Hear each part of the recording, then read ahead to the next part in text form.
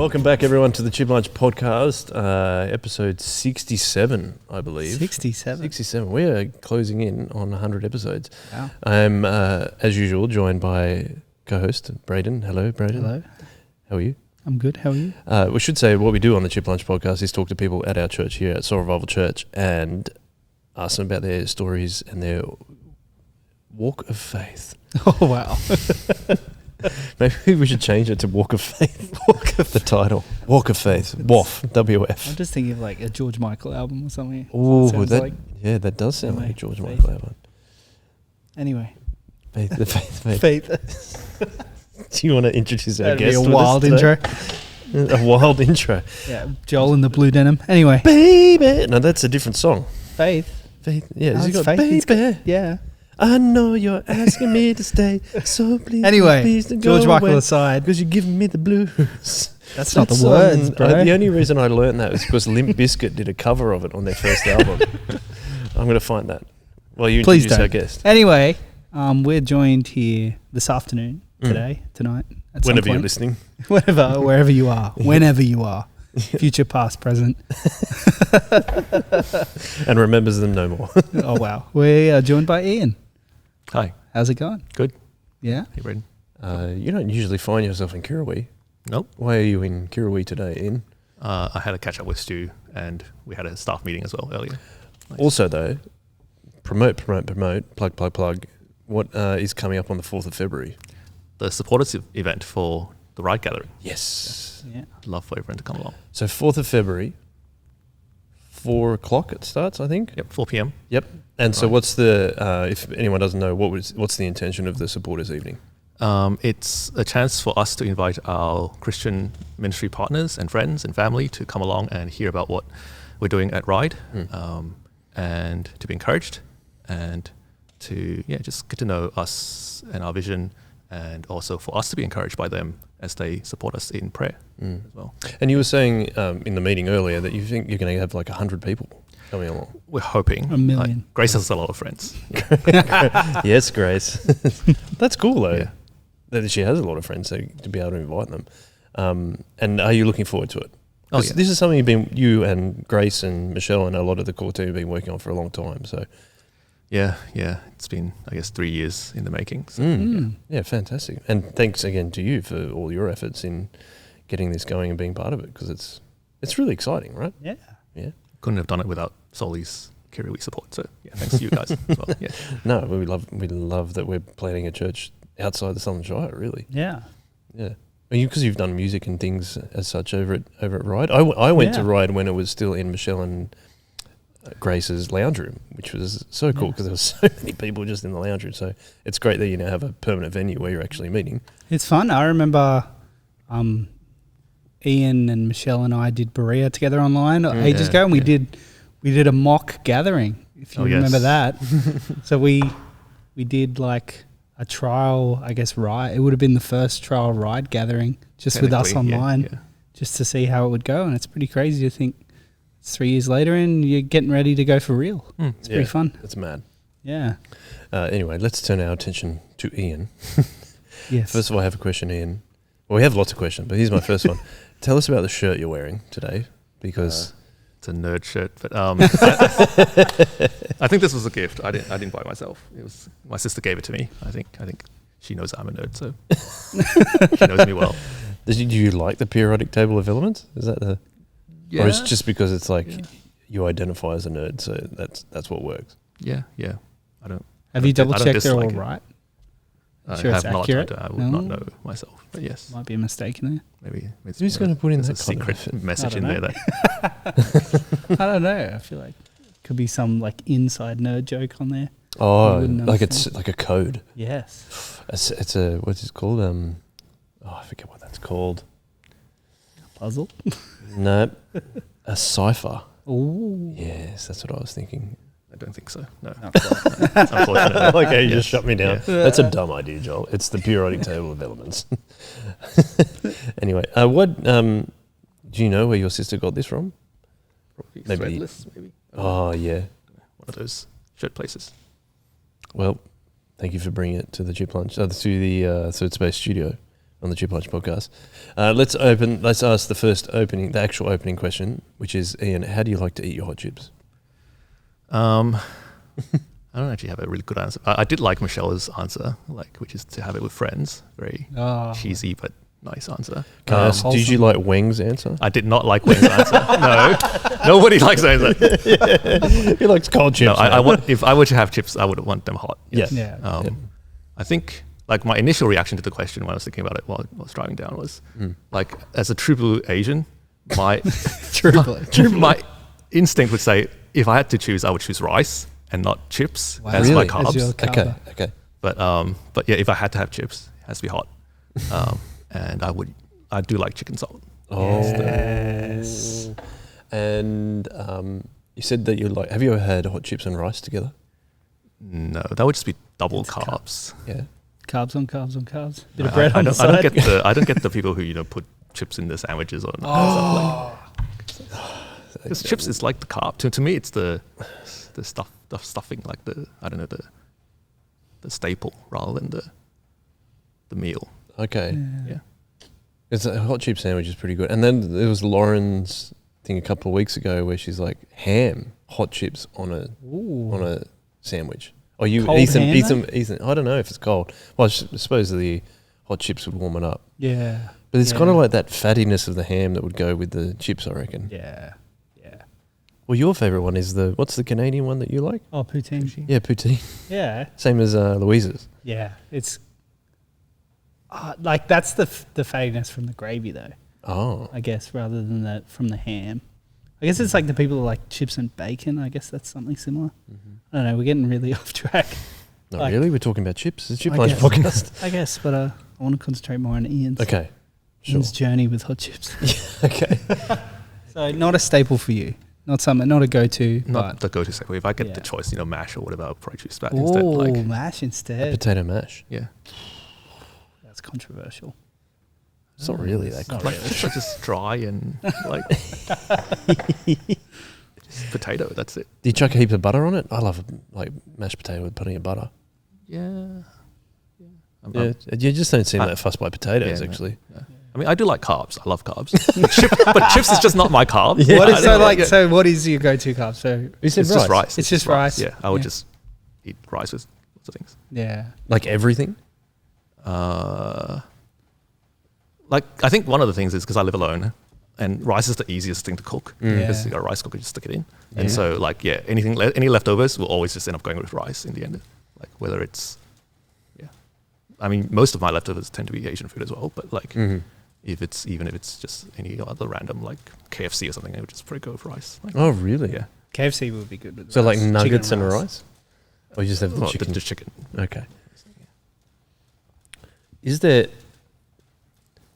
Do you have any tips on cooking rice? Because how do you make sure it's do you know if there's a way to make it extra fluffy? Buy a rice cooker? It's buy a rice cooker and buy the right kind of rice. Oh.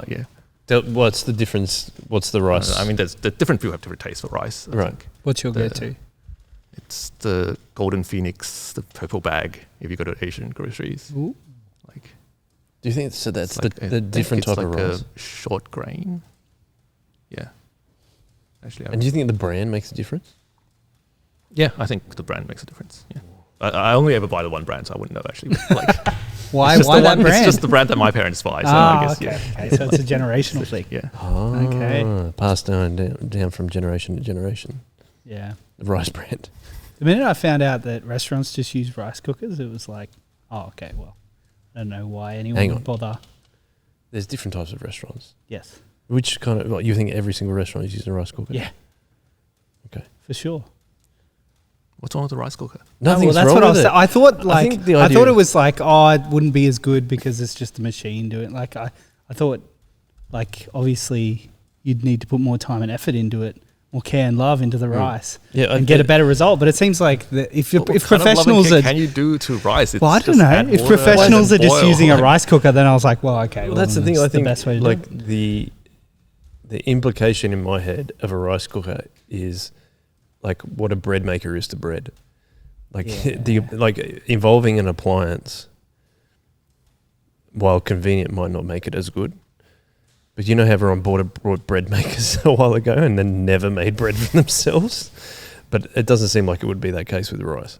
I don't get a bread maker. I've made bread plenty of times and I've never felt the urge to buy a bread maker. All right, don't brag about your bread making skills. Okay, I won't. I'll bake a Braden over here. Bake you in a minute.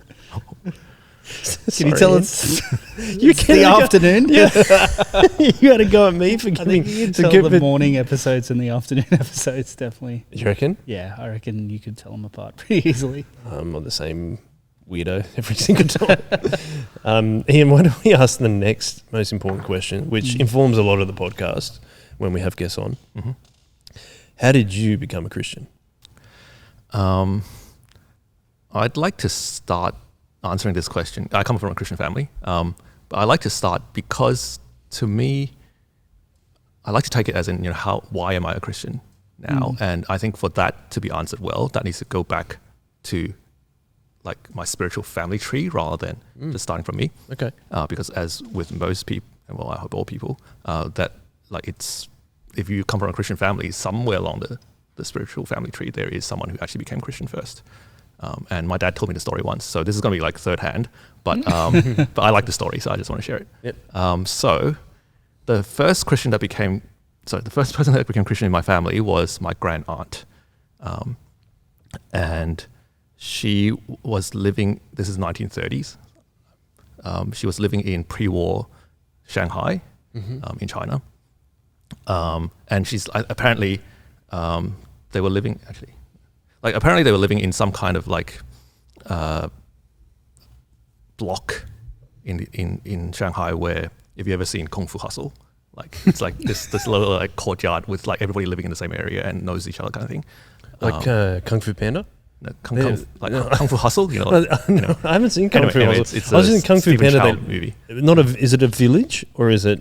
It's What is Kung Fu Hustle? I'll look it up while you keep going. It's like anyway, it's not actually relevant to the story. I don't know why I'm bringing it up. I think because my dad explained it to me while he was telling me the story, and I was like, this is the thing that made an impression. Anyway, grand aunt. So my grandma has one sister, and basically that family just had like two daughters, and I think their father passed away quite young. So in the end, they just left with just the mum and two daughters, my grandma and her older sister. And they were like three women living in China in those times is like quite a bad situation to be in because there's nobody to support them, that kind of stuff. So I think what ended up happening was like quite young. The older sister, my grand aunt, married into like a slightly wealthier family, but as a second wife. And those days, people can have multiple wives. Right. And as a result, it's actually not treated that well because almost like a concubine to some extent, not that bad, but like to that extent. And so her life was quite poor. She ended up getting into gambling, getting into opium, which was a thing back then, China. And somehow, somewhere, and I don't, because this part of the story I'm super fuzzy about, she got invited to some gospel rally in China in 1930s, which is like how I don't know who it was, but she got invited. And as a result, became a Christian. So whoever invited her, I owe this person in some ways, like my conversion too. And basically her life turned around as a result of it. She ended up like quitting opium, quitting gambling, and I think even the people around living, because everybody knew each other in that kind of like, I think that's where that story came in, where my dad was trying to explain the whole, you live in this village kind of place anyway, kind of noticed the transformation in her. And back then my grandma was still a young girl, really. And I think as a result, my grand aunt brought her to church as well. And so ultimately my grandma became a Christian as well. I think, so when my grandma became a Christian, she already gotten married, maybe? Sorry, a lot of this story is quite fuzzy, but it's a cool story. I should ask my parents to tell me again. But anyway, and what happened was World War II started happening. So this is late 1930s. And so the whole family had to run away. So my grandma just got married to my grandpa, I think. And I think my oldest uncle was just born. But my dad so my grandma just got pregnant with my dad. the war happens, they have to run from the Japanese, and so they kind of come down to Hong Kong, and that's why ultimately like my family got brought up in Hong Kong. But because my grandma had just become a Christian, she couldn't get baptized. She wanted to get baptized, she couldn't get baptized, and so she made this vow to God, like to say that, hey, like Lord, I can't get baptized right now, but I would dedicate this child that I'm having to you. And so that was one of her prayers at the time. And then they ended up in Hong Kong and giving birth to my dad. And so that was actually a thing that she never told my dad even while my dad was growing up. But then she brought up like her children going to church and stuff like that. So that's how my dad ultimately became Christian as well. Which is another story. Another long story, which I won't go into right now. but eventually my dad became convicted that he should go into full-time ministry. So my dad's a pastor, or retired pastor. But the problem was my granddad, as in my grandma's husband, also passed away quite young. Like when my dad was in uni, he passed away. And so my oldest uncle had already gone out working already by that point because they had to support the whole family. And then my grandma had 5 kids, so there's a big family support.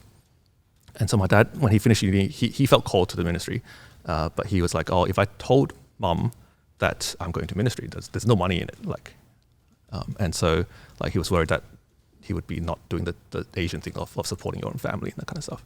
But then when he shared that with her, she broke down in tears and just explained the whole story of, promising to God that, dedicating you actually to God. And so she was very happy that, he actually chose to go into full-time ministry to serve. And then I guess I am one generation after that, and I just reap all the benefits of like growing up in a loving Christian family, knowing God since I was a child.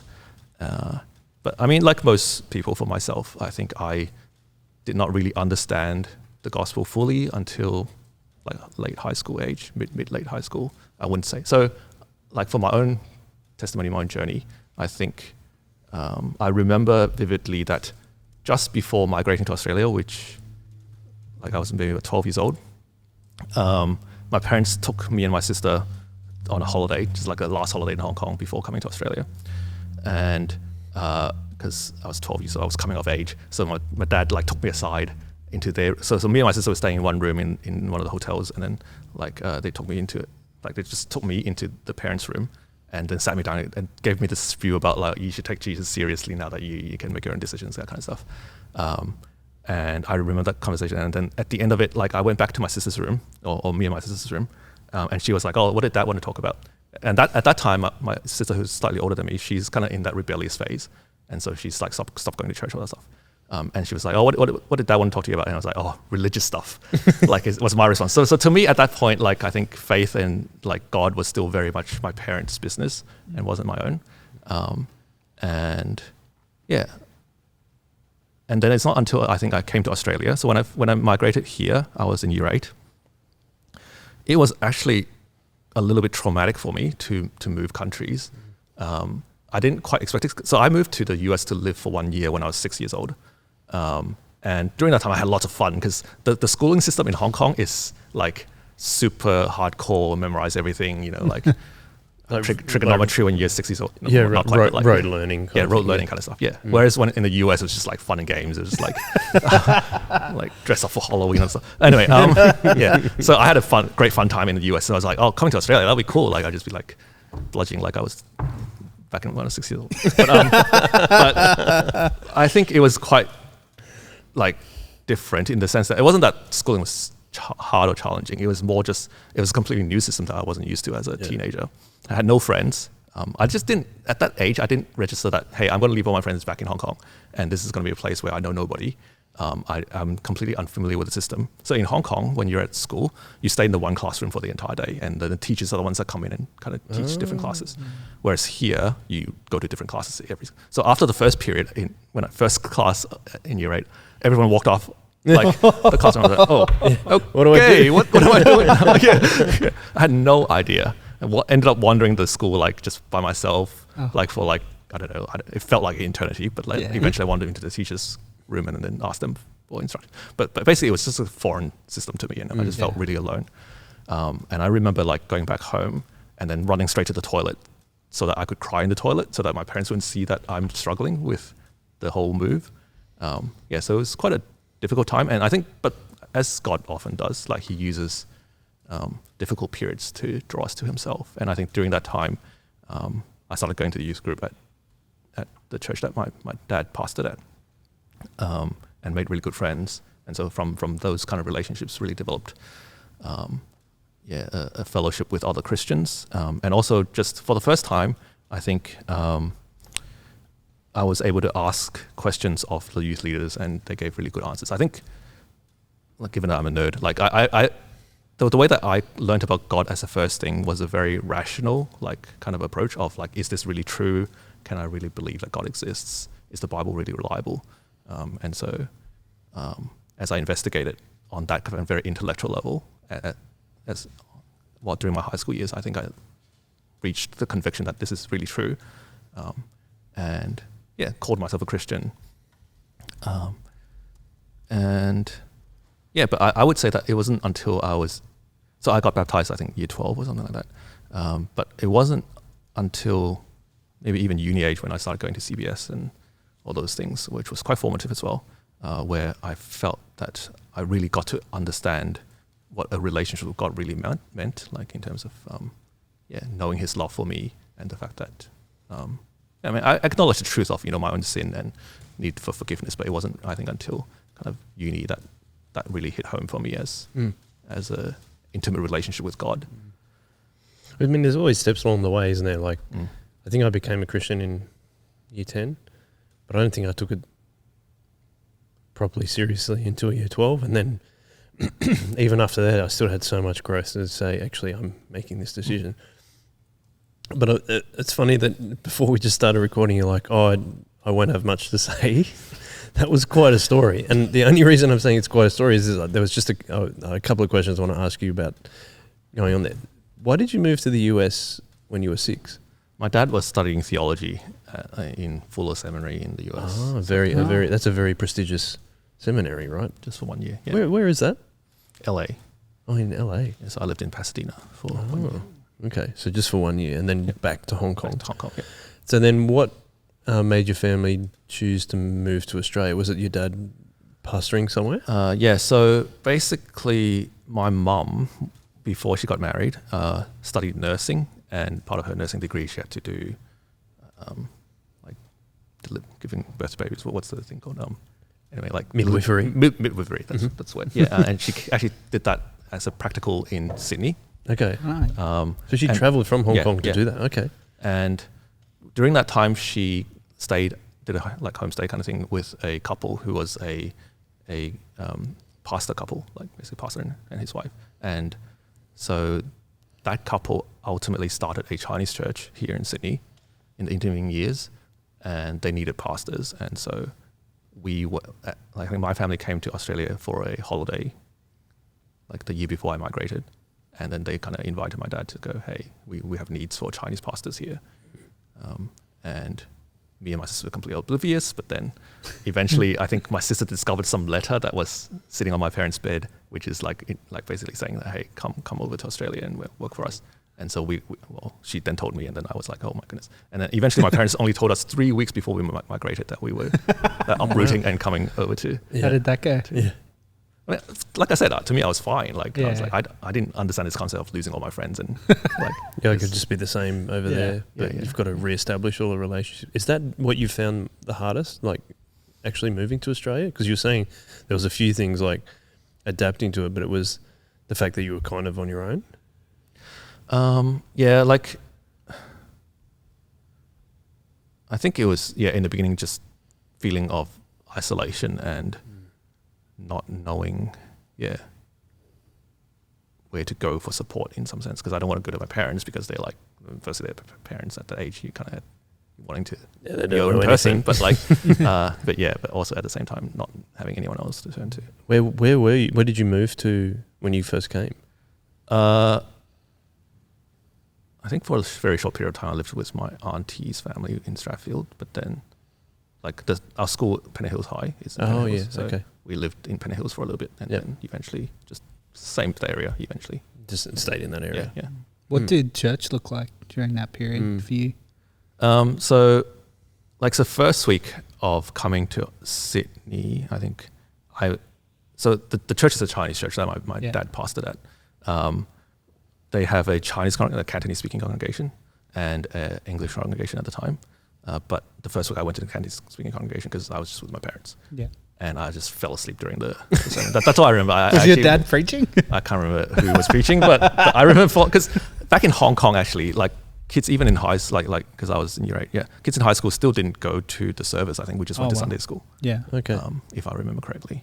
And so it was my first time in a service. I was just like, who's talking? And that's, and then anyway, so fell asleep. That's all I remember. And I think every week I fell asleep. And so eventually my parents was like, oh, no, how about you go to the English congregation where there are younger people and then you'll find friends there. And so I ended up going to the English. When was the last time you fell asleep during church? Last week. When I was preaching. No. That's great. You can't remember? Yeah, I can't remember. That's great. I'm sure there are times. I just remember when you actually preached for one of the digital services we were doing, which was a really cool experience for me.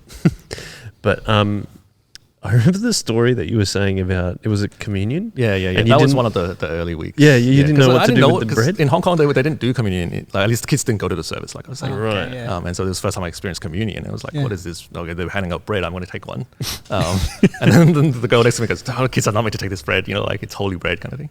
Oh, okay. And I was like, okay. Didn't you roll it up? Yeah, I just rolled it up and I flicked it. So there's probably still a piece of bread stuck in the cracks of the floorboard somewhere in Marston High School where we were meeting. Because I was here when you recorded it, and then I'm like to my wife Karen, because that's when it went up. And the next time, Karen, you've got to listen to it. She loved it. She thought it was so funny. Just the way you described it was really cool. So, do you think eventually you were so you say you were 12 or 14 when you moved to Australia? I was just 14. Okay. It was year 8. No, wait, hang on. Yeah, year 8. 92. I was 13. Okay. Yep. And you said it was quite difficult. You felt isolated. Did those kind of feelings change as you got used to being in Penny Hills? Yeah, it felt like an eternity at the time because it was a dark period. But I think within maybe half a year, I had made friends at school, stuff like that. So, yeah. And do you think, those kind of feelings and stuff, did that push you closer to God? I think it definitely pushed me closer to fellowship with other Christians at church at the time. Yep. I made really good friends at church who I still would call brothers today. And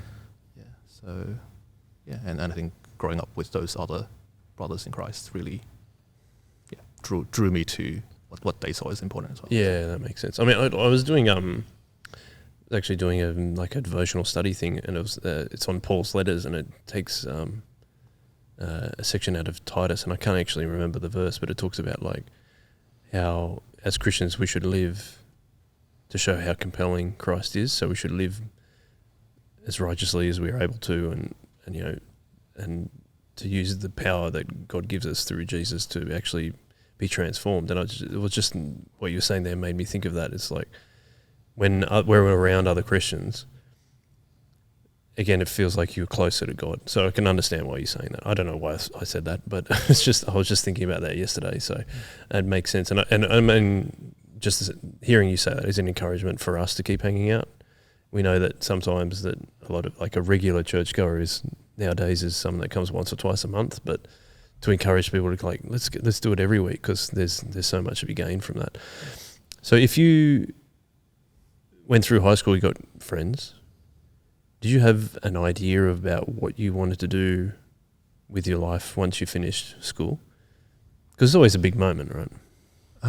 No, I've never been a person that actually plans too far ahead, I think. I think in my mind, even at the HSC, I didn't put down my preferences until my parents had a talk with me, and I was just like, oh, there's this new degree called software engineering. It sounds like you're down your alley kind of thing, which was so. Why did they say that though? What were you doing to make them think that? I liked computers.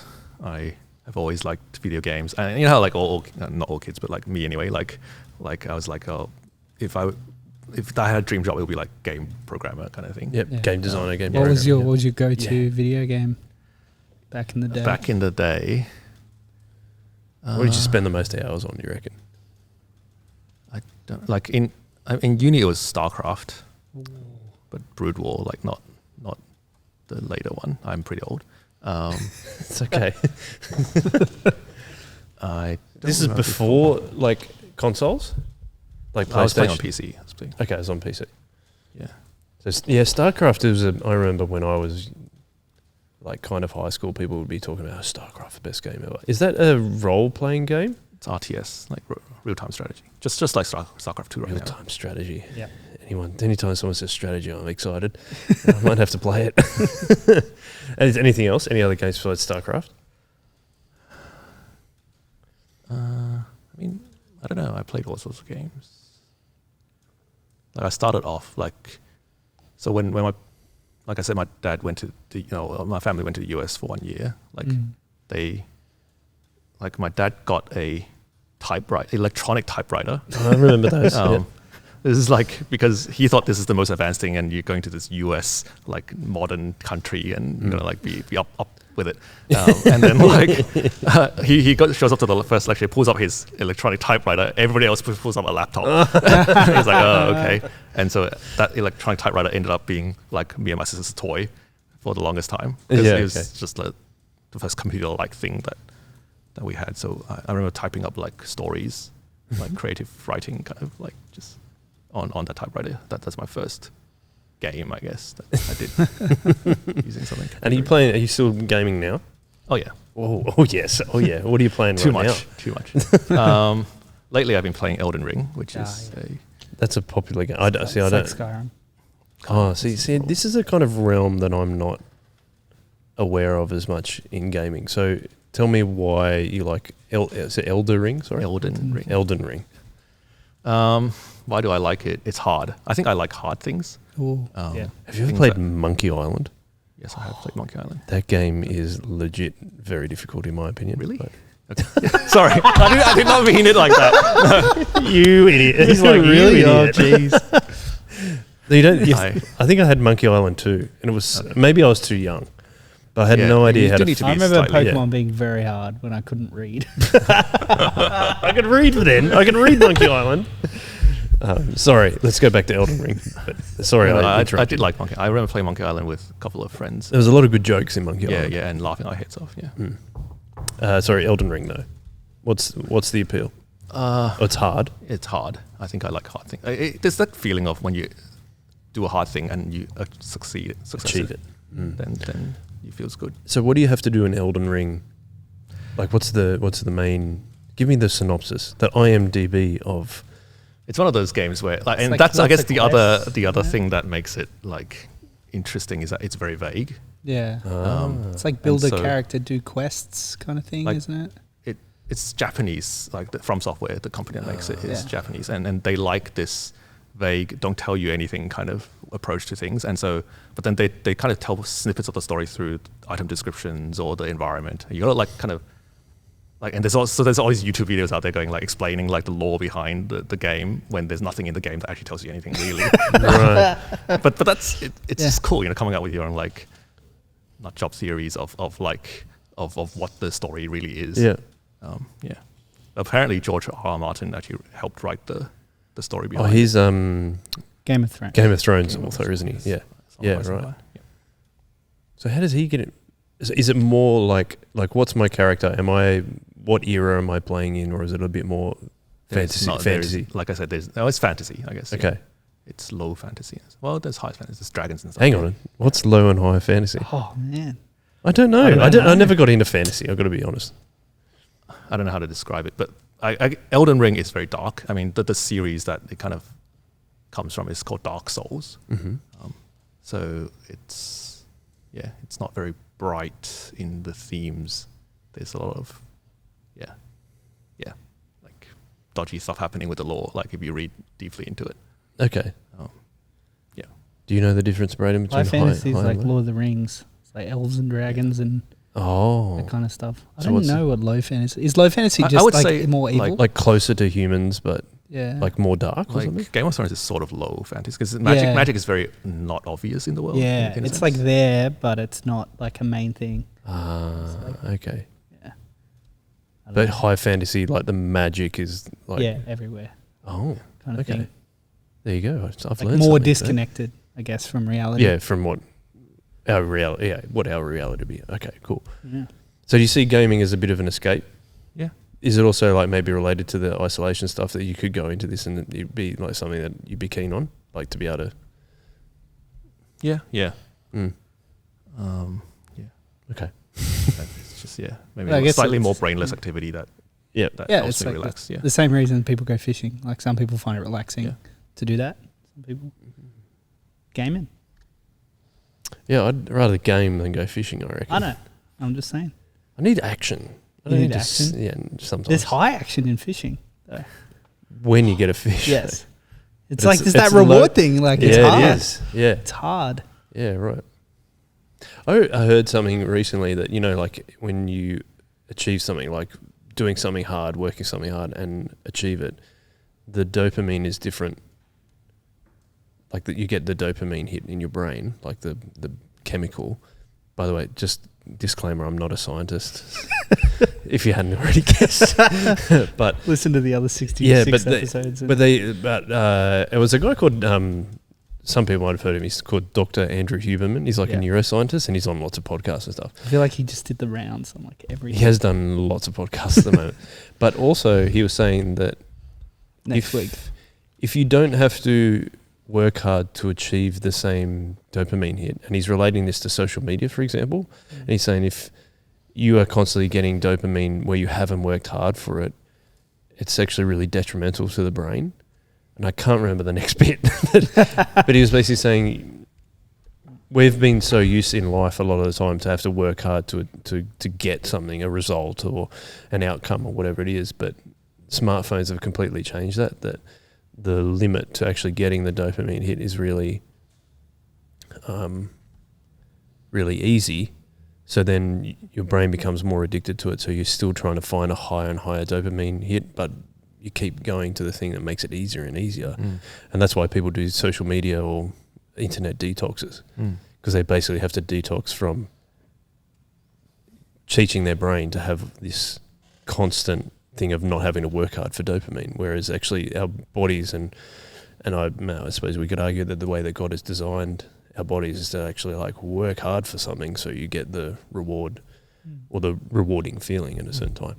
Do you find that like so you went into computers and information studies? It's just like Do you heard me find say that, You're like, this is boring. No, I'm just trying to actually talk to Ian. We could talk about this without Ian. Sorry, I apologise. I enjoy having find it Ian interesting, here. it's fine, yeah. I'm winding all over the place today. Yeah. Sorry, Brandon. That's go all ahead. good. No, I was just wondering, like, do you get that same kind of problem solving stuff with work and computers and information studies stuff you're doing? Yeah, I definitely do, and I definitely like God's kind of put me in a at least right now in an industry where I very much feel like the way that He's designed me fits. Yeah. Like this kind of work where there's a lot of problem solving, and it is very satisfying to solve hard problems.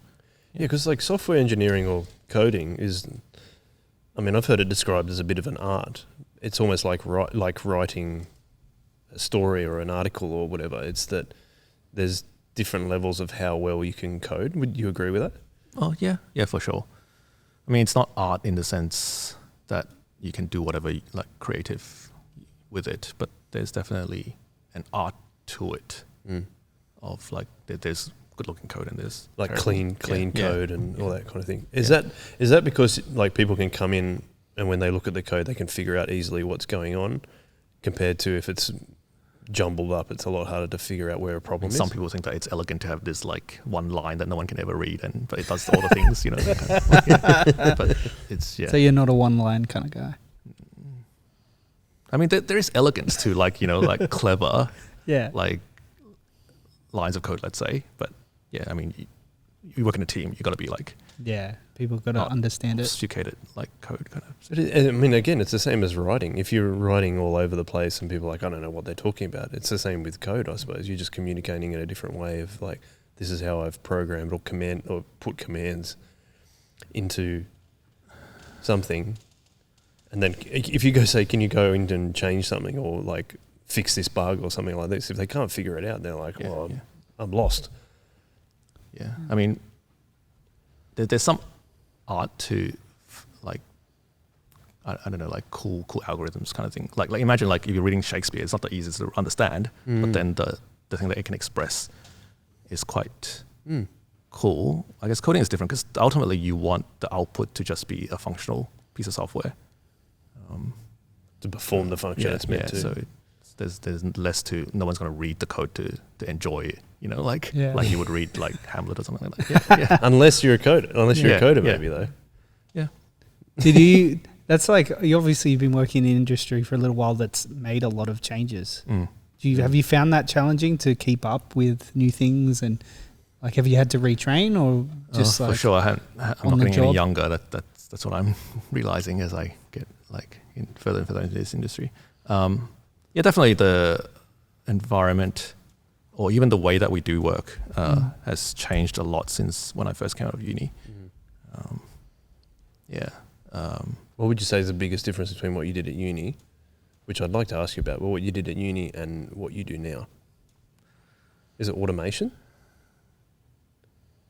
Biggest change? I mean, there's so much, but like one that comes to mind is just the process of software development has changed. So back then, we have this process called waterfall. I don't know if you've ever heard of this.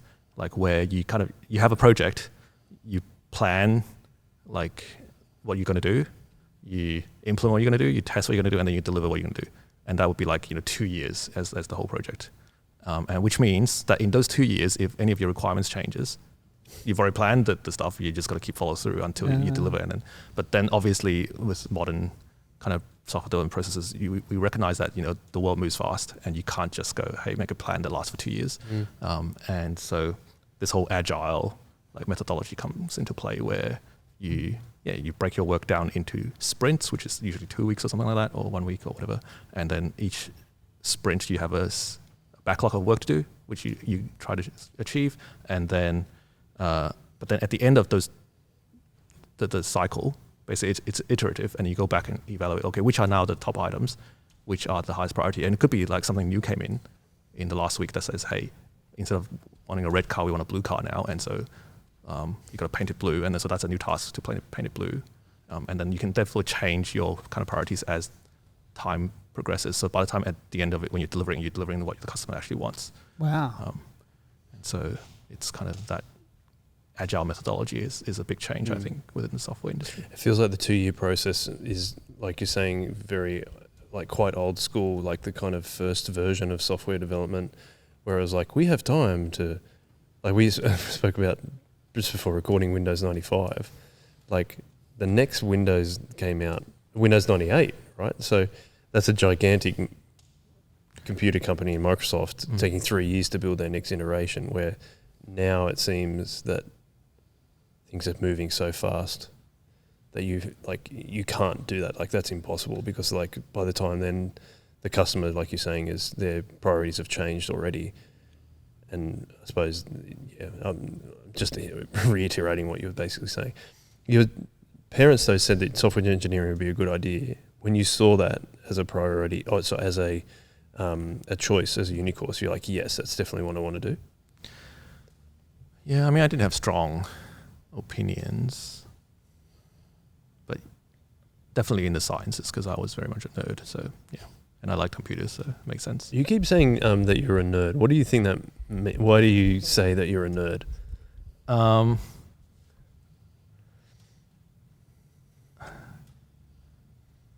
don't know. I think maybe nerd is not the right word, but like I like to go into things deeply. And so when I'm interested in something, I'll just like spend a lot of time researching or reading up or going into it. So I think that in that sense, I can do very focused tasks, like which I think software engineering requires. Definitely. Yeah. Well, like we can relate it to writing or anything. If you can dedicate 2 hours of uninterrupted time to something, you're really going to get a lot more done and a lot deeper level than something that you just do bits and pieces of. It's not going to be as good. What was the other question I was going to ask? Where did you end up going to do software engineering then? New South. Okay. Is that the place to do it in Sydney?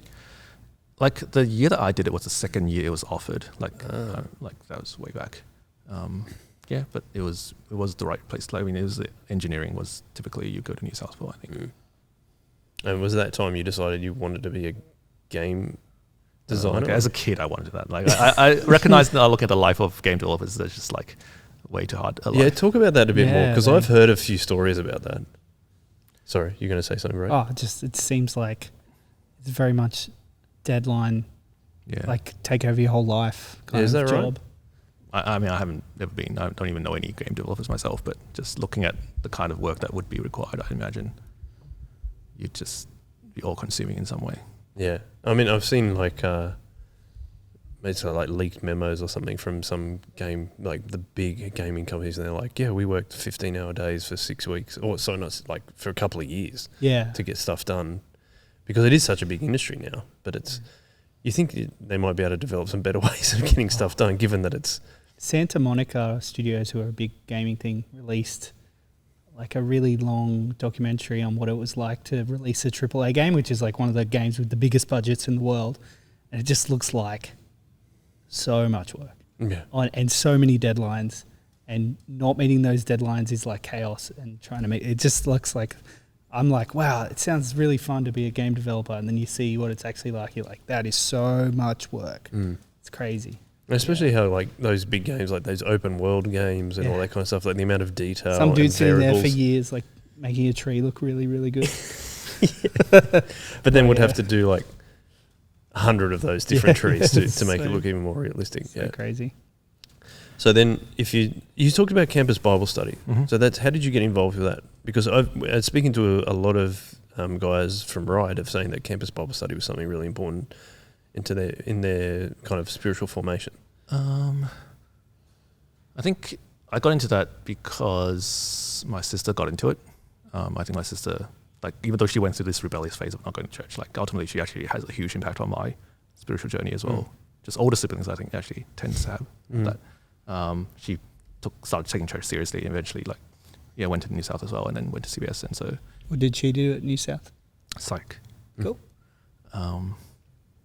And so I think she basically spoke highly of it, and as I was just kind of a newish Christian then as well, keen to just tag along and join all the kind of events and stuff, and so went to those things.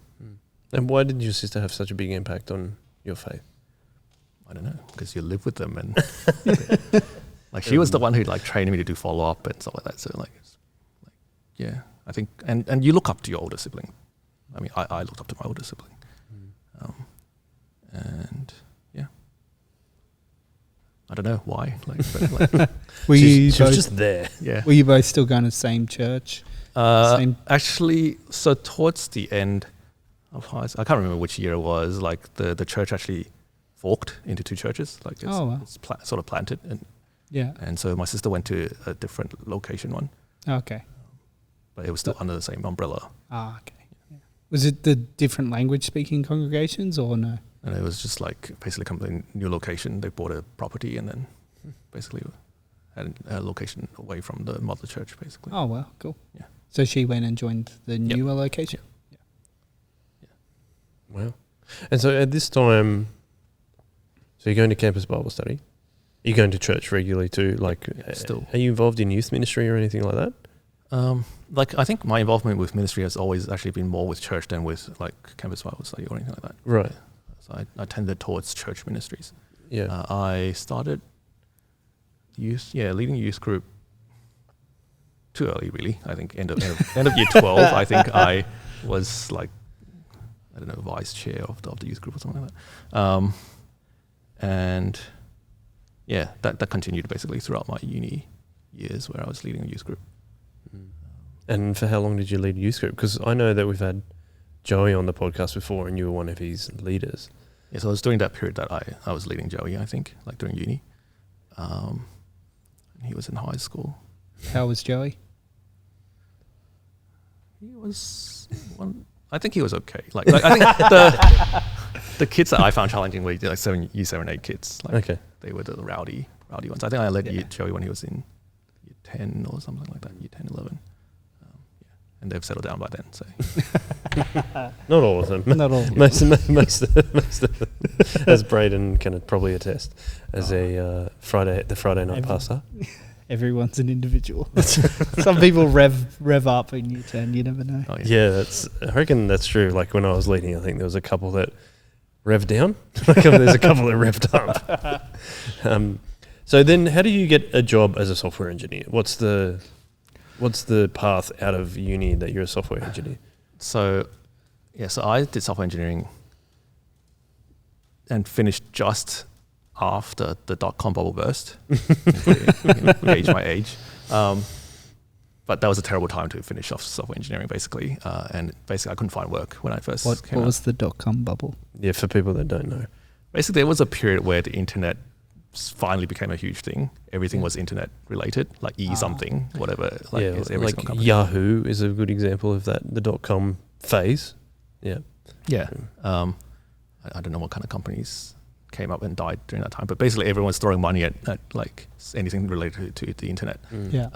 But it's a bubble because you can't just It's throw not money. sustainable, And so there's a crash where then all these companies collapsed and like all the funding just went down the drain somewhere. So basically it went back to reality to some extent, where you should invest responsibly on companies that actually do valuable things rather than just we are on the internet somehow and we are taking all your money. Yeah. So that was the .com bubble, and It was when I think also a lot of it became popular to float tech companies on the stock exchange. So then like they raised their value up heaps. So then people thought they had lots of money to spend, but then when their market value crashed, then they lost all their gains and a lot of companies failed.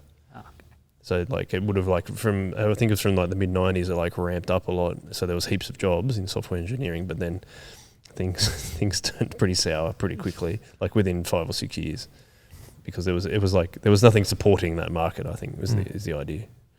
Sorry, I was just giving you a little bit of background on the .com bubble. I'm not an internet historian, so that's a good. Is that a job? Internet historian? Yeah, that would be interesting. Sure The internet. What is it? The Internet Wayback Machine or something? You can go and look up stuff like that. Yeah, so it was hard to find work, and it ended up taking me 7 months, I think, to find work, and it's quite a challenging period of like not having work and staying home all day. I ended up writing programs to send job applications in. To put my skills somewhere. That's cool. So good. It's like basically do the mail merge, kind of like fill in my name and just like scan for the keywords in the job description, and then based on those keywords, add paragraphs to the letter, and then send that off as an email with my resume or all this stuff. Hang on, so you obviously would have taken a bit of time to develop that, but once it was working, what were you doing besides that? We just fire off like 100, I don't know, application letters and wait. Did you have any like backfires where it like made stuff that made absolutely no sense, or you just I think I was like not trusting myself so much that it would just automatically send. I would just at least read the thing before. Yeah. I thought you just like sending generate it and then just. How many were you sending out? Like, were you sending out? I don't know. Like, I definitely sent over 100 like application letters. Wow. Over the period, but in phases. You know how you kind of feel like, I've got enough energy to actually apply for a couple of jobs, but then after a couple of days, it's just like, discouraging. And it is pretty discouraging when you just like apply for lots of jobs and just like they also either they don't get back to you or they don't say no. At least if they get back to you, like okay, we can move on. But if they just leave it, you're like, oh, they didn't even like me enough to send me a no letter. Yeah. So when did you end up landing eventually? 7 months after 7 months. I ended up landing in a company that I ended up staying for 16 years. So it's a rare thing in my industry. But it's a good company. It was like a sort of like a non-profit organization that does financial markets research. You wouldn't know it. It's a small company. That's all right. It was a nice place to stay for that period. What was it called? Circa. Oh, yeah. Securities Industries Research Center for Asia Pacific. Okay. Glad they came up with the acronym. That would be a long name to tell people, like to answer the phone at reception. Circa International. What is it? Something Asia Pacific. How can I help you? And what were you doing there? Like, what were you designing or coding? It's basically at the beginning, it was just a organization that was started to help finance students in uni do their research, because finance students need to use a lot of data. There's no such thing as big data back then. And the students don't themselves have much IT expertise, and they need to be able to work with the input data. And so we helped as like a consultancy to help them, produce the data they need for their PhDs and stuff like that. So that's how it started. But then because it's non-profit and therefore required funding from government at the beginning, we were not surviving basically, because you can't survive on kind of just government funding or for life. Or students. On these kind of things. Yeah, exactly. So students not going to pay you. So I think in the end, because of what we were doing, we ended up getting some data from Reuters back then, before it merged with Thomson. So it's Thomson Reuters now. Of course. Where they sent to us like basically these racks and racks of tapes back then of their stock exchange data. And we took all that data and then ingested it all and basically built sort of like a very, very primitive big data system. In the beginning to serve academics still, but then also in the end, we monetized it and kind of sold it as a commercial product back to Thomson Reuters. And so that they could resell to their clients, their big banks, whatever, all those that crashed during the next crash. The next crash, whatever. The GFC. GFC, that's what. Yes, that's what. Yeah. So we then got suddenly a huge influx of income, and so that kind of fed the company for like the next 15 years or something like that. Oh, wow. Brilliant! Was that your idea? Should have said yes. No. I was still a very noob engineer back then, just doing what I was told. When you said big data, for anyone that's listening, what do you said big data didn't exist back then? What does that mean? Because I'm sure like lots of people have come in contact with what you would say is big data, but they probably wouldn't know it. It's just like, I guess there's no systems that help you like work with a large amount of data. I think in those tapes, they were, I don't know how many terabytes of data, but basically it's like there's so much data. You want to help people extract the stuff they need, but how do you quickly do that? I mean, a tape takes half an hour you plug it in, like load it for half an hour before you can read the data or whatever.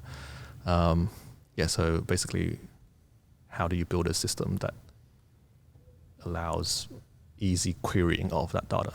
Yeah, and so we built that system basically. Well, so like if in your position, if I would ask like a basic thing that I would do to access big data, like what am I searching for? Like, so in my case, the data that we're working with was stock market data. So basically, let's say you want to know the trading information of BHP or something like that for a certain period of time, and like who put bids in, who put like asks in and that kind of stuff. So the tick data is what it's called. Like in the end, the system was called tick history data. Yeah, and then you built a system to extract that data. So then when someone searched for it, they could get it really quickly. Yep, basically. Yeah. That's basically it. Yeah, right. It's a very simple, actually, like to modern day, it's quite simple, like thing, to be honest. Like, there's this thing called MapReduce systems now and stuff like that, which allows you to quickly, like it's basically a way of like partitioning data and then like extracting data out of the partitions. These days users have systems that does that for you already. Back then we had to write our own. Yeah. Yeah, right. Do you reckon that, and we talked about everything like moving so fast, but you knowing the details involved in doing something like that actually makes you a better programmer than these young whippersnappers who you're like, I'm from the old school? I think because my job right now doesn't deal much with big data. Like I said, we use systems for that now. I don't think that information technically helps that much for me today, but it does help me just in general, like thinking of ways of solving problems and just practicing, breaking down hard problems into smaller problems, that kind of thing. You said that problem solving is a thing that you really like doing. Do you have like a model of solving problems now because you have to do them so often? I mean, software engineering problems, I think definitely. I mean, I have patterns that, but I think that's kind of what actually makes software engineering fun, is that no problem is the same, and you're not doing the same thing over and over again every day, and you have to come up with. I mean, obviously, what you've done before helps if you've done similar things, but there's just a nice thing of, hey, I've got a new problem in front of me. How am I going to solve it in a way that is nice for everybody else who's going to read this and maintain this in the future? Do you find that in ministry too? That there's no problem the same? Or Yeah. yeah. The problem is you're dealing with people, not data. Yeah, that's true. Like, it's funny that, like, you mentioned how I preached online that one time, like that and we did that like trial service when we were doing Berea. Like, we basically, the idea of that one was, okay, I would write a sermon, and because I'll think about how a gathering would serve multiple languages, we wanted to translate it. And so we wanted subtitles and stuff. And I ended up writing the sermon, translating it, but also writing a piece of software that shows the subtitles during Zoom when we were doing it, if you remember. And I got Michelle to like press the space bar to go to the next line. Like, I found like just my ability to write the sermons was so low compared to my ability to write that like software that actually does the subtitles on Zoom. Because I have so many years of experience doing software engineering, problem solving in that area, versus not problem solving, but like just the skills of like ministering God's word in a preaching kind of way, to be so little that it was such a struggle compared to what I do day to day. So yeah, it's in the sense that there no problems the same, but then I have had so much less practice doing that it was much harder. Yeah. So, but then do you enjoy the challenge of having to solve that problem, or is it a little bit different because there's like more variables? Enjoys. I don't know. I found it stressful for sure. And so in that sense, it was challenging. But obviously, I have a deeper heart in a sense for preaching God's word faithfully than writing good software. Although writing good software is important too. But like, I want people to hear God's word. I think I would want to prioritize that over, a working piece of software. When did you start preaching? That was basically my first ever, like that one that we did at Berea. Oh, okay, for Berea, and then the digital service. So yeah. And you've also been preaching at Ride as well. Is that right? I just did last week's, and that was basically it. Okay, cool. And I preached at Iris and Charlie's wedding. Oh, awesome! That's really cool. 3 so far in. Yeah. And for people that don't know, listening, Charlie and Iris go to Ride as well, and they got married. Is that about a year ago? Yeah, last year. Yeah. So that's cool to be invited to preach at someone's wedding when you haven't done too many. They had a lot of faith in me. So you worked at same place for 16 years. Mm-hmm. That's a large chunk of your life. Yes. I'm interested to know what God's doing in your life through those 16 years of, like, you got your first software engineering job there and you stayed there for a long time. What was God doing within those years for you? I'm sure God's done a lot in 16 years. I don't know how to summarize it though. I think I'm very good at being boring. like staying in a place for 16 years, for example, but also like I guess if you want to put it in a more Christian word, it's faithfulness. Like I think I'm very good at doing the same thing over and over again, and not being bored of it. So at church, basically, I was after like I think I stopped doing youth group when I felt like I was too old for it. Sometime early in the working years, and we basically started doing kind of community groups, life groups, at church, and I started leading one of those groups. And basically did that for the whole period since starting them, and just faithfully taught the Bible and led a small group of Christians at church. What does that look like? Is that a different context to what we kind of do at our church, or is it just you running a Bible study each week? Basically, people come to your place. Not my place because I didn't move out until quite late. yeah, but basically, I haven't been to a community group here actually, so I don't have anything to compare against. But I think, yeah. Well, I think you do a similar thing. Like we were discussing that today, wasn't it? Like you do a similar thing at Ride, but it's a Bible study because the core team has started as a Bible study. You have been doing Bible studies in a sense, but yeah, like Bible chats is slightly different. But so meet at someone's place, do a Bible study, and build the group up. Like pastorally care for the group kind of thing. Yeah. So it's interesting that you're saying in terms of preaching that like you found that quite challenging. But prior to that, you'd been ministering and caring for people within that. It's a much smaller group. It took me a long time, I think, to get comfortable with the idea of leading Bible studies to begin with. Yeah. Although I've done that basically ever since I've been a Christian. That's what I mean. But still, it's just not natural for me. I think my temperament is not one that drives. I think if you give me the task of, hey, we're doing Job or whatever this quarter, and then just do these Bible studies, I can just read the Bible, teach what the main points are, that kind of thing.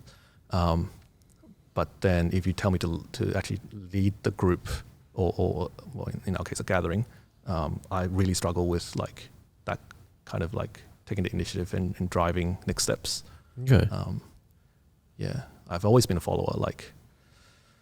I remember like I was mentioning before, like these brothers in my old church that I was really close with. Like, there's a few of them who are these kind of like taking initiative, driving people, and I just really enjoy following their lead and trusting that God is at work amongst us together, and I'm just someone who would faithfully serve to empower these plans or whatever vision that people put in place to make them a reality kind of thing. Yeah.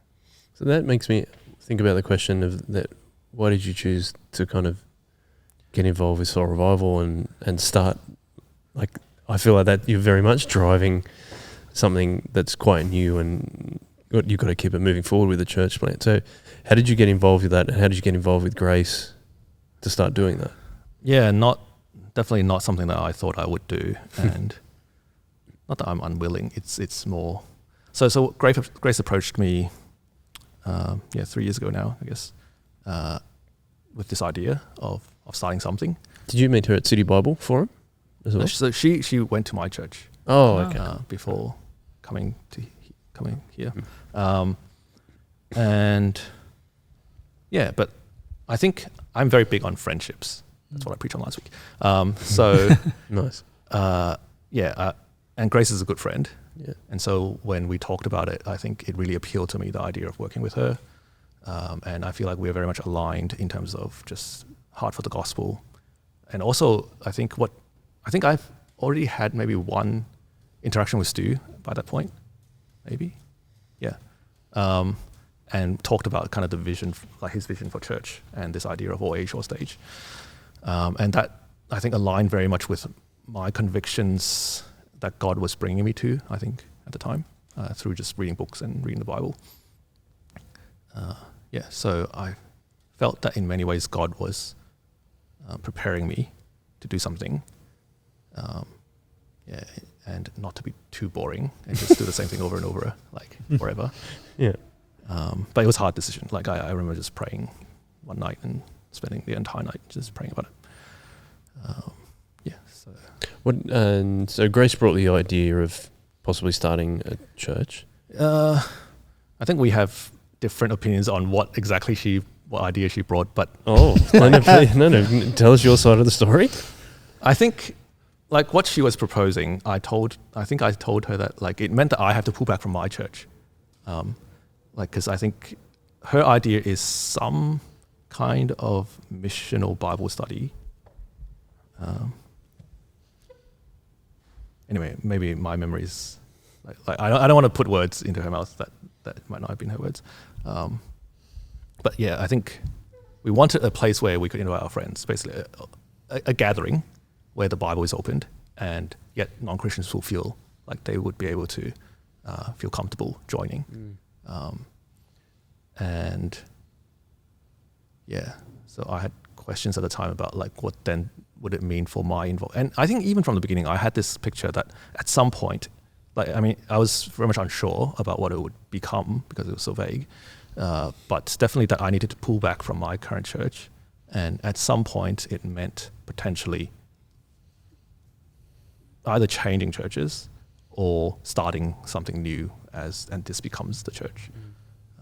So the church planting, I think it was definitely somewhere in my mind from the beginning. Whereas I don't think if you ask Grace now, she would say that no, it was just the Evangelist Bible study that they were trying to start. Okay. Yeah. So you think God is working in that in a different way for you? Because you said that God was preparing you for it.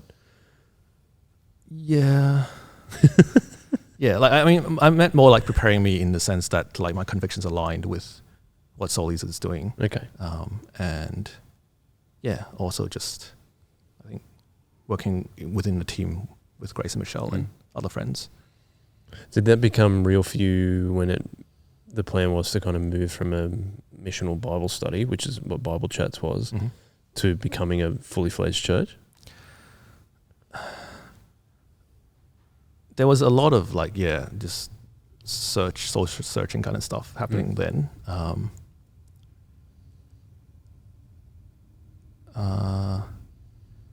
I don't know about becoming real. I think it was always quite real for me because I think though, like, I mean, it's God in his humorous ways, like, because once we started Bible Chats, COVID happened, right? Yeah. And like everyone went online. And it meant actually that, although in my original thinking, I was thinking for the first year, I would still be committed to my church as a member, my old church as a member. I'll try to invest into this new thing, this Bible Chats thing, and see how that goes. But because of COVID, like, it meant that I suddenly like had a much greater distance to my own church because it's all online. I'm just watching the live streams and not interacting with people as much. And if I already pulled out of my own life group that I was leading, I'm now involved in this group. That became my community as well for church. And so it wasn't too difficult to then say at the end of, even halfway, or I think 3/4 through that year, to then actually say goodbye to my old church and say that, hey, I'm actually with Soul Revival now. So wasn't probably as traumatic as it would have been because I was with my old church even like it was 25 years or something like that. Yeah, right. It's still a big decision. Yeah. You have a question then, Brandon? Sorry? No. I thought you were going to ask Ian something. Well, I just thought, so my last question, I suppose, about Ride, and I'm asking this within the context of the supporters supper that's coming up on the 4th of Feb. When was that? 4th of February 2023 at 4 p.m. at 74A Bowden Street Ride. Ride Presbyterian Church in Ride. It's in hall. Ride. It's a side hall. Yes, I haven't actually been there. I think I might be going soon. You haven't been there? I haven't actually been to that one. Like I said, I've been to Grace and Michelle's lounge room. It's very nice. It's a nice little I had a great time. Yeah. It was such a great vibe. I went there with myself and my oldest son. Well, I only have one son. My son, Leo. And I remember, I think I've already said this, he was talking to Eloisa for like half an hour. It was really cool.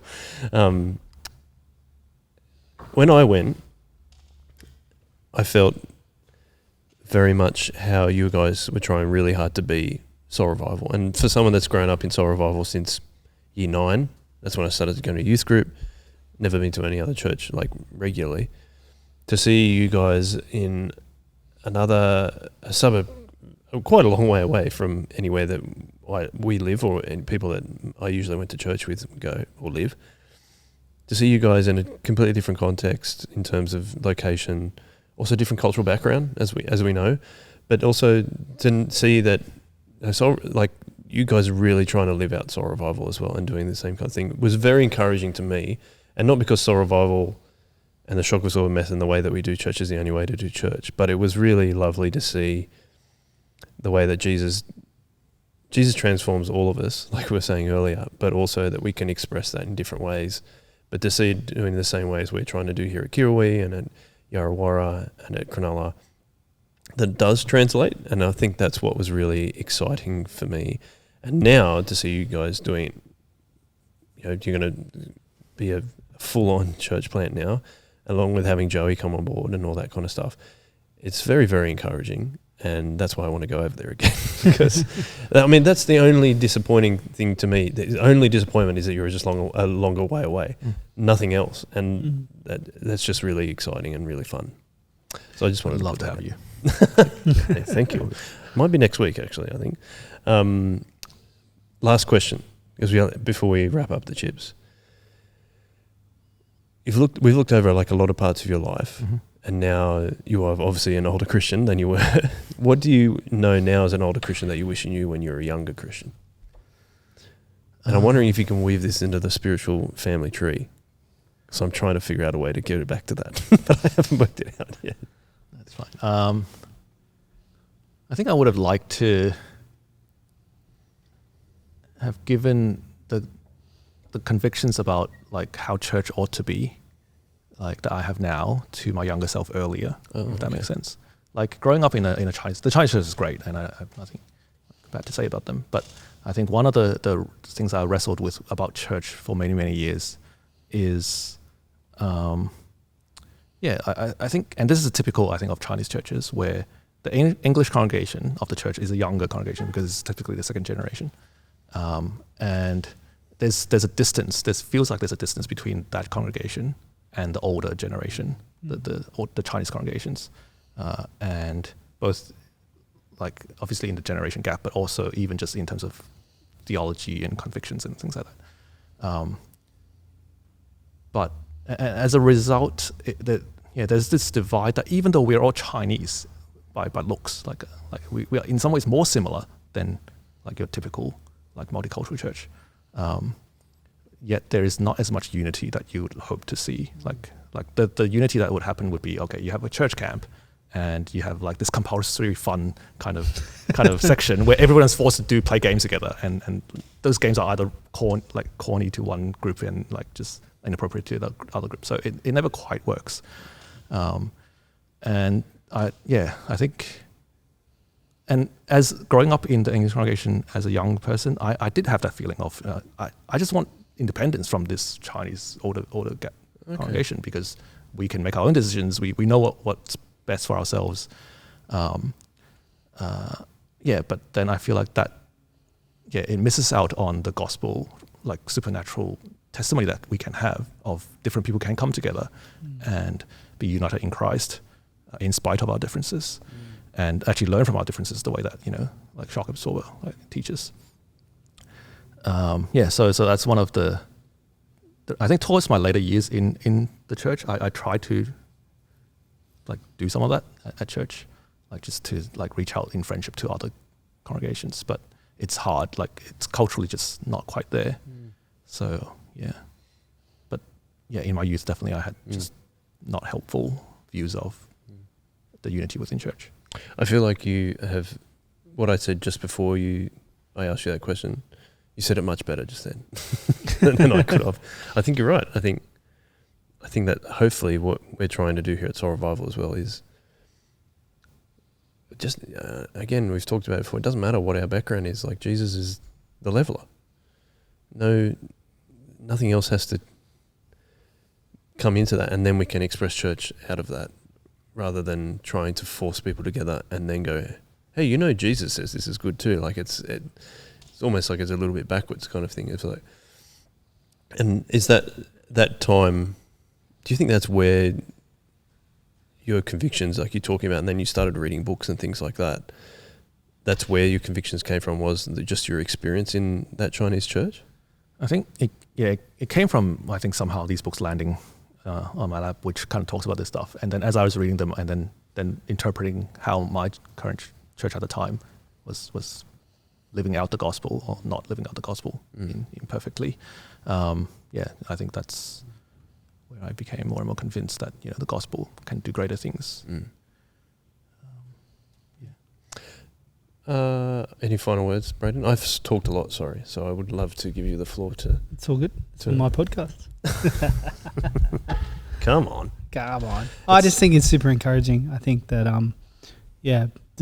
God has done a lot with the Ride Gathering in the last couple of years, and I've been very blessed to get to pop in every so often and do Berea with Ian, and then I went with Stu at the first time he pitched you guys being a Vesper at a meeting, and then obviously getting to come along. I got to play music a couple of times at the gatherings this last year and come and hang out. So it's just been very lovely to see, God doing amazing things with you guys, and the awesome things that he's doing through you and in partnership with Jesus. It's pretty encouraging. Yeah, really appreciate all the times you've come. Oh, it's been fun. I had to do an assignment for college where I texted Ian, so I had to interview someone from a different culture. Okay. And Ian gave me Charlie's name, and I interviewed Charlie for, I don't know, like I felt really awkward about it because it was like, can I interview you 3 times for an hour each time? Wow. It's like asking for 3 hours of someone's time. Charlie is like the only person who would be nice enough to be like, yeah, sure, that's fine. And, like I chatted with him for like hours and hours, and then like this was before he was a Christian, and it was really interesting and fun. But then, a couple of months later, found out that he was a Christian. And, these guys are just doing awesome work. It's very encouraging. And the fact that you grew even online, as an online Bible chats, Bible study, shows that, I think that you guys who are leading it, especially in the core team, are very faithful. And I think that's what's really most important, especially when you're doing a church plant, is that you're super faithful, saying, God, take us where you want this to go, rather than going, we're going to plant a church and then we're going to do this. And I think we're talking about solving problems and how it's easy for you with software engineering. But I feel like that faithfulness is you're letting God solve the problems. And I think that's where, that faithfulness is really key. And I think that's something that we can all learn from as well, that you're willing to go, we're going out pretty blind here. We haven't done this before. This is a new venture. All from your learnings of the things that you experienced in the Chinese church and all that kind of stuff. But to go, we're going to give to God now, I think is one of the most encouraging things I've got from this. And I think that you said also, Ian, that you're boring. And I think that's taking a little bit too far. I think that what I took from it is actually you can really persevere rather than I'm just doing the same thing over and tenacity. over. Yeah, tenacity. That's it. Like, and you are. I think you are tenacious, and the fact that you want to keep solving problems. I think you said that God put you in situations in terms of software engineering and all that kind of stuff that it really matches the skill set that God's given you. But He's also teaching you a lot with the skills that He's given you as well. But you're also not. Like I know you said, I'll do things for a long time, but you also have shown over your time that you're willing to just, when you make the decision, you're going all in, just like when you research things to the nth degree. So like even if it was deciding to send out 100 applications, like you're like, I'm going to do this and I'm going to make it happen. And then you use your skills to design a program to make it even easier for you. But it's still, that's being tenacious, like you said. I think it's been a real joy having you on this podcast. And I think the only reason I'm saying is that you kind of said that you were boring in like a derogatory way towards yourself, but I don't see it that way. And that's why it's been an absolute pleasure having you on the Chip Lunch podcast. And I've learned a lot. There was a thing in the middle of the podcast that I actually learned about. Oh, the high and low fantasy. So, but again, this is why we do this podcast, is to learn things about each other.